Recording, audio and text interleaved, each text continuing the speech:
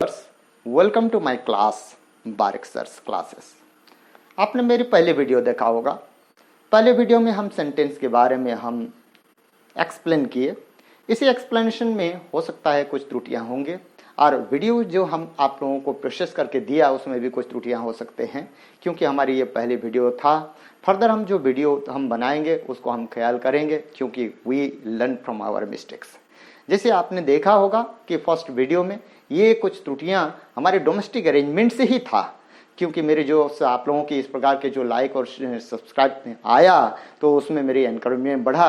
और आप लोगों की ये लाइक और सब्सक्राइब के लिए मैं आप लोगों को बहुत बहुत थैंक्स बोलना चाहूँगा, आपका आभार व्यक्त करना चाहूँगा। इसके साथ साथ मेरी जो सन्स हैं जो मेरे को इंस्पायर किए, मोटिवेट किए कि पापा ये लॉकडाउन के समय में ऐसे वीडियो बनाएं, इसके चलते उनका भी जो मोटिवेशन था वो मेरे को ये वीडियो बनाने में सहायक हुआ। Thank you. चलिए आगे बढ़ते हैं आज की क्लास की ओर। और आज की क्लास है the second class is the parts of sentence. Parts of sentence, the parts of sentence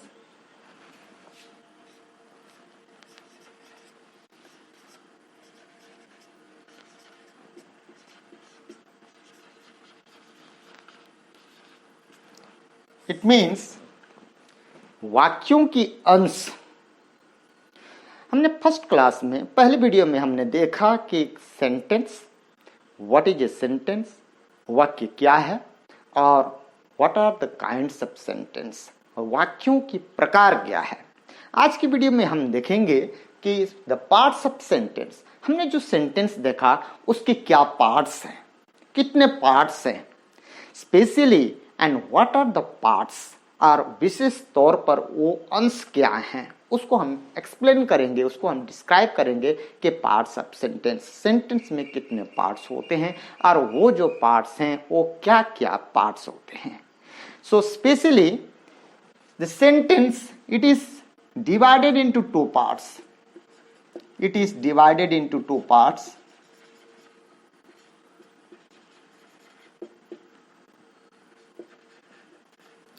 sentence के दो पार्ट्स होते हैं।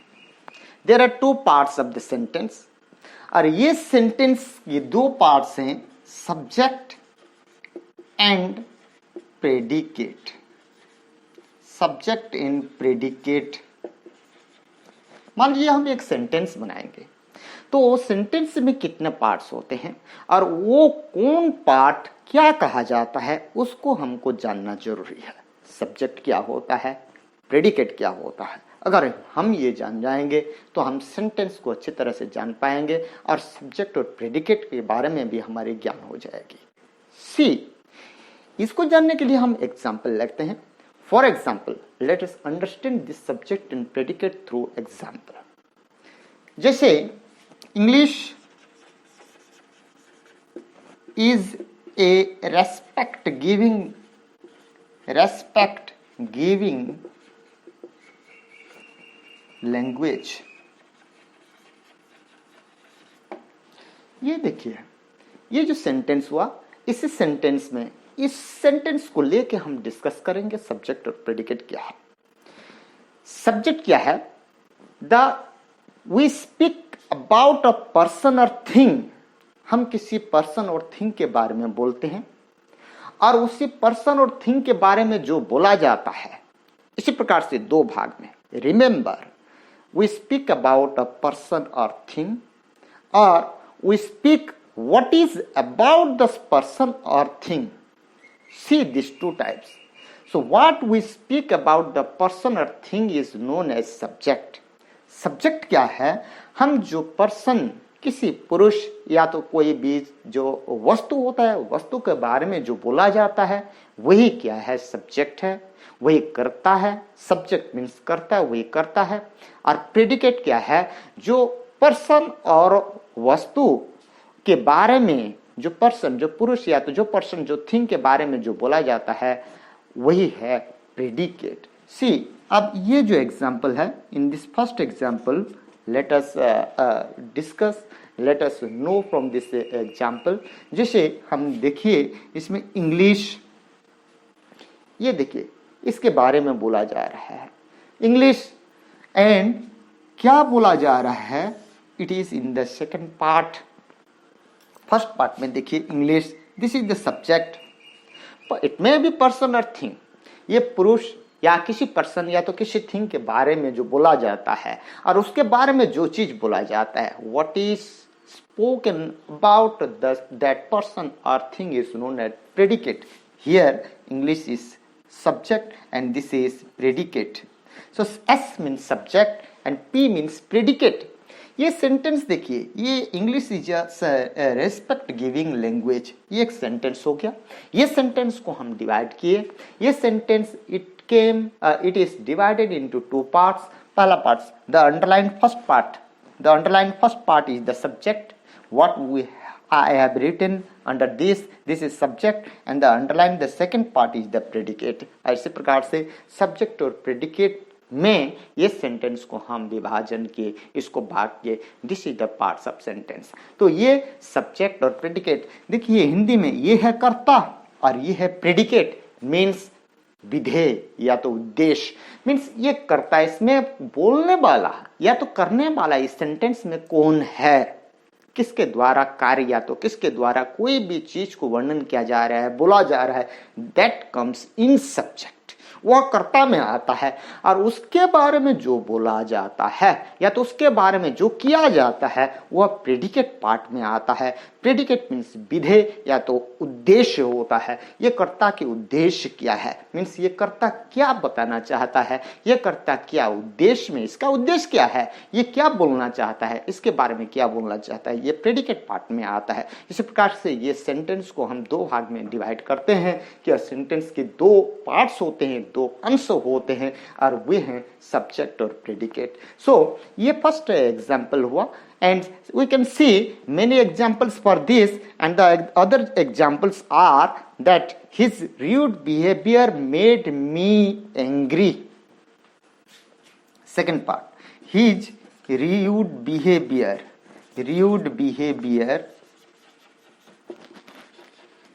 made or annoyed me। See, ये देखिए his rude behavior, this is subject, this is predicate। अब बहुत सारे बच्चे ऐसे करते हैं कि जो छोटा पार्ट होता है उसको सब्जेक्ट मान लेते हैं। ऐसा कुछ नहीं है इसमें कि छोटा पार्ट, जैसे यहाँ पे फर्स्ट सेंटेंस में हम देख रहे हैं कि इंग्लिश एक वन वर्ड है, तो कुछ स्टूडेंट्स क्या करते हैं कि जो फर्स्ट वर्ड होता है उसको सब्जेक्ट मान लेते हैं।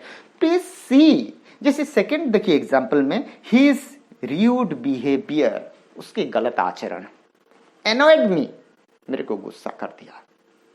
सो दिस सेकंड पार्ट में आप देखिए, ये सेकंड एग्जांपल में हम देख रहे हैं कि दिस इज द सब्जेक्ट। कितना देखिए, इट इज ऑफ 3 वर्ड्स, ये 3 शब्दों का एक सब्जेक्ट हुआ। पहला एग्जांपल में हम देखें कि सब्जेक्ट एक से वो शब्दों का हुआ। ऐसा नहीं है, कुछ बच्चे क्या करते हैं कि सेंटेंस को, जहां पे सेंटेंस होता है पहला वर्ड को सब्जेक्ट मान लेते हैं। ऐसा नहीं, जैसे the rising sun looks wonderful, WNDERFUL। ये सेंटेंस को देखिए, the rising sun, this is subject and looks wonderful. हाँ, यह हो सकता है कि जो प्रेडिकेट पार्ट में वर्ब आता है, जैसे ये वर्ब के पार्ट में देखिए, is the verb, here is annoyed is the verb and there is looks is the verb. तो जो वर्ब है, verb onwards the other parts that comes in the predicate part, वह प्रेडिकेट पार्ट में आता है। तो ये मेनली देखिए सब्जेक्ट और प्रेडिकेट में। One more example, you can take one more example and it example में बी, और देखिए और एग्जाम्पल एक तो ले सकते हैं, the scenery of Kashmir, SCENERY, the scenery of Kashmir, Kashmir valley is very amazing। ये सेंटेंस को देखिए, इट्स ए लॉन्ग सेंटेंस, यह एक लॉन्ग सेंटेंस है। इसमें आइडेंटिफाई करते हैं, आइए इसमें से पहचान करते हैं, इसमें से हम जानना चाहते हैं कि इसमें सब्जेक्ट क्या है और प्रेडिकेट क्या है। The scenery of Kashmir valley, this is subject, is very amazing, अद्भुत है। आश्चर्य है। So this is that the subject and predicate part of the amazing. Now अब इसमें से सेकंड थिंग में हम पढ़ेंगे कि द सिचुएशन, इसकी अवस्थिति कैसे होता है कि सब्जेक्ट और प्रेडिकेट यूजुअली इनका सिचुएशन, उनका प्लेसमेंट सेंटेंस में कहाँ पे यह पाए जाते हैं। Usually we see the subject part of the sentence comes first. आमतौर पर हम देखते हैं कि जो सब्जेक्ट पार्ट होता है अधिकतर सेंटेंस में वह पहले बैठते हैं, पहले आता है, and predicate part follows the subject. अधिकतर सेंटेंसेस में ऐसा होता है, but in certain cases the predicate parts comes in the first and the second part that the subject follows the predicate. कुछ ऐसे भी होता है, जैसे हम उदाहरण ले सकते हैं, the Joy of happiness of life, the joy and happiness of life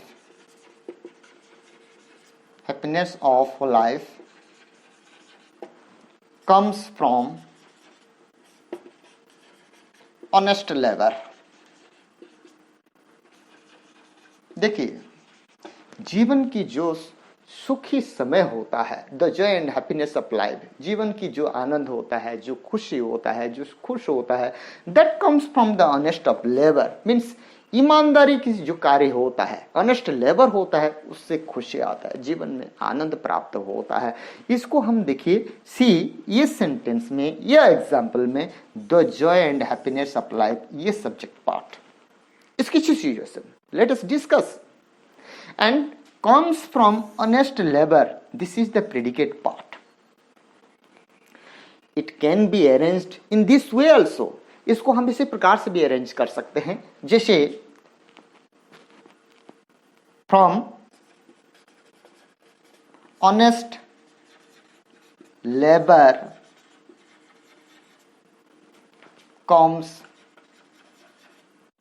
the joy and happiness of life। देखिए, ये एम्फसिस देने के लिए इस प्रकार से हम चेंज कर सकते हैं, रिवर्स ऑर्डर में रख सकते हैं सेंटेंस को, subject to predicate, predicate to subject में उसको बदल सकते हैं।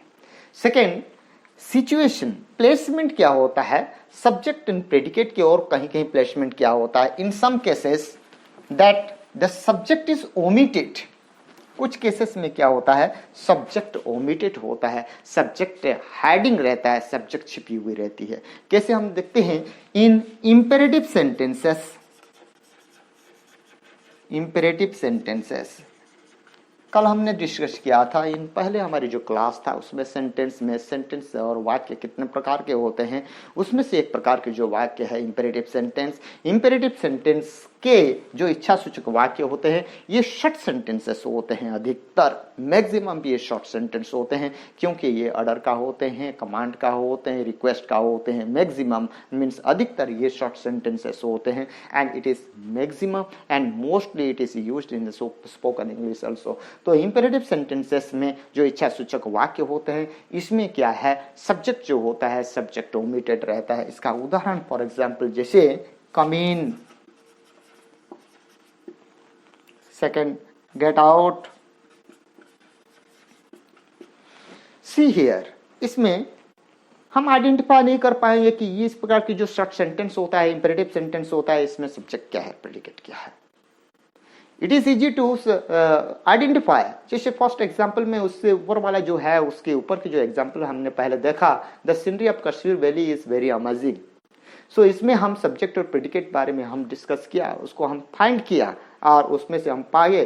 तो इसमें सेकंड सेंटेंस में देखिए, इसमें इंपेरेटिव सेंटेंसेस में कम इन, हु कम्स इन, इसमें कौन अंदर आता है, come in, the speaker that tells that come in, यहाँ पे स्पीकर बोलता है कि कम इन, आ जाओ, लेकिन कौन, यू कम इन। यहाँ पे अधिकतर क्या होता है, जो यू होता है, यू इज अंडरस्टूड हियर, यहाँ पे यू अंडरस्टूड होता है और यह यू समझाया जाता है।